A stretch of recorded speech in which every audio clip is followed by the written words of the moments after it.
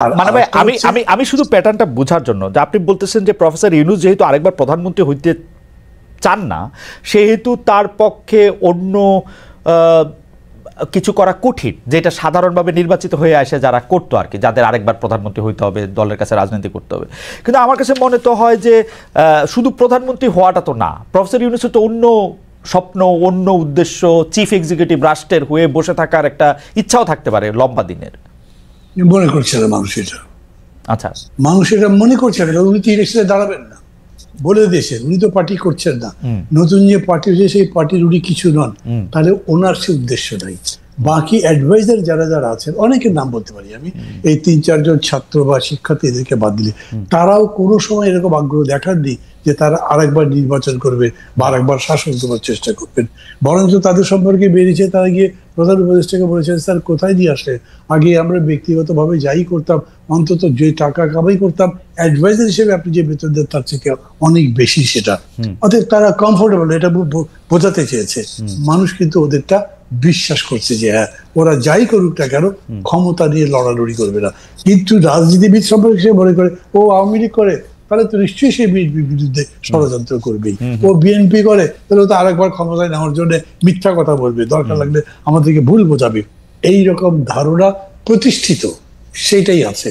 এবং এই কারণে আমি বলছি, ধরেন আমি আবার আপনি যে প্রশ্নটা করেছিলেন না, ওটার মধ্যে একটু যাই, যদি এটাতে আবার কথা হয়ে থাকে। কেন আপনি বলছেন যে আইন শৃঙ্খলা পরিস্থিতি আগের চেয়ে ভালো না খারাপ, সেই ব্যাপারে 55% মানুষ মনে করছে না আগের চেয়ে ভালো। এটা কিন্তু একটা কম্পারেটিভ স্টাডি করলে হয়তো এটা ঠিকও হতে পারে, কারণ যে 2-1টা নিউজ আসছে, যাই আসছে খুবই ফোকাসড হইতে আসছে।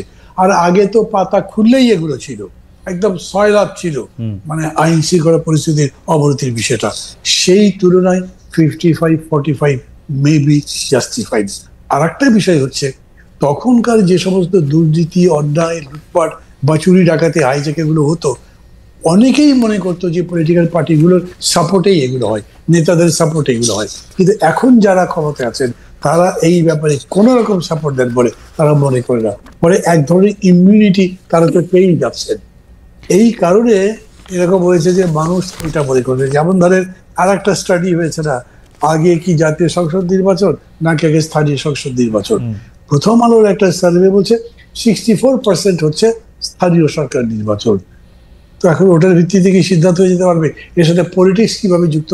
মানুষ এখানে কিন্তু রাজনীতি আছে না, মানুষ দেখছে যে আমি আমার ডেথ সার্টিফিকেট পাই না, তারপর ব্যবসা করবো তার জন্য পাই না, আমার আরো যে সমস্ত সোশ্যাল মানে দরকার আছে, সার্টিফিকেশন বা অন্য কিছু, এটা তো পাচ্ছি না যেহেতু আমার কোনো সরকার নেই। মানে ভাই আপনার কাছে মনে হয় না যে এইসব জরিপের অনেকখানি হচ্ছে মত মোরল বা ওপিনিয়ন লিডার দ্বারা প্রভাবিত? কারণ অনেকে তো এই কথাও বলতেছেন যে পলিটিক্যাল লিডাররা না আসলে বা পলিটিক্যাল গভর্নমেন্ট না আসলে এই যে নিরাপত্তার ব্যাপারটা বা নিরাপত্তা বোধের ব্যাপারটা, সেইটা আসলে ঠিক হবে না।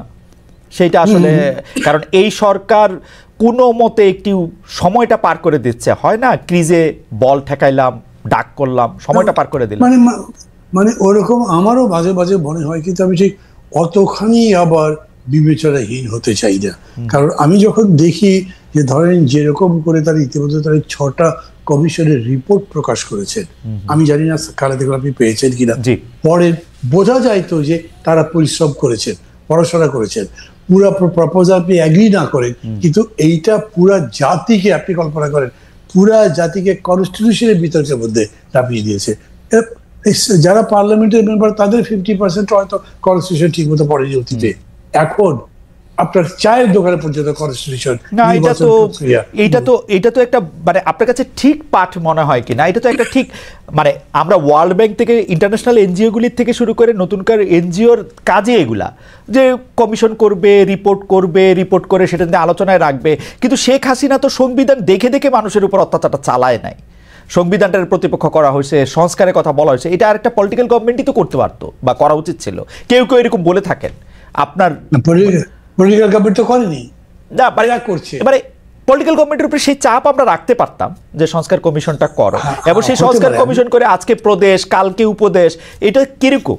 মানে এটা তো মানে যা ইচ্ছা তাই, মানে যখন যেটা মনে হয়েছে। মানে ভাই আমরা সংস্কার কমিশনের রিপোর্টগুলি দেখছি, সেটা প্রশাসনের সংস্কার কমিশন হোক, সংবিধান সংস্কার কমিশন হোক, প্রতিটা জায়গায় মানে আমি বলবো যে নবিশি ভাবে সেই সংস্কার কমিশনগুলি রিপোর্ট করছে অনেকগুলি জায়গায়, প্রতিটা জায়গায়। আমি মানছি কিন্তু সবগুলোই তারা, যেমন ধরুন কনস্টিটিউশনের যে, এবং মানবে আমি আরেকটু যোগ করি, এগুলি করতে পরিশ্রম লাগে না। আমি আরেকটু যোগ করি, এগুলি করতে পরিশ্রম লাগে না। এই যে একজন প্রফেসর এখানে আসেন, তার কাছ থেকে আমি শুনবো, এগুলি করতে পরিশ্রম লাগে না। যেইভাবে এই কাজগুলি হয়েছে সেগুলি স্যাররা, আমাদের স্যাররা, এই যে নিউটন স্যার আছেন, আমাদের ক্লাসরুমে এর চেয়ে বড় বড় ইয়া দিতেন আসলে। যাই হোক মানবে আপনি বলেন। না আমি বলছি যে আগে পলিটিক্যাল পার্টিগুলো করে এরা করছে, সেই করছে যে সেটাকে আপনি কেন ক্রেডিট দেবেন না? একটা তো কথাই চালু হয়ে গেছে, সে হচ্ছে যে বাবা দেশের মধ্যে প্রতিষ্ঠিত হয়েছে যে আমাদের এগুলো বদল করতে হবে। ধরেন এরা পুরোটা করতে পারলো না, দেখা গেল এন্ড অফ দি ডে যে এদের 80% জিনিসই ট্র্যাশ হয়েছে, কিন্তু ধারাটা তো চালু হয়ে গেল। পরে যারা আসবে তারা আবার এটা কন্টিনিউ করতে পারে। সেই অর্থে আমি বলছি যে এদের এই প্রচেষ্টাকে আপনি ধন্যবাদ দিতে হবে, বিকজ আমি মনে করি যে এটা দিয়ে পুরা জাতিকে একটা থিওরিটিক্যাল ডিবেটের মধ্যে, একটা ইথিক্যাল ডিবেটের মধ্যে, মানে একটা জ্ঞানের চর্চার মধ্যে নিয়ে যেতে পেরেছে। আগে এটা ছিলই না।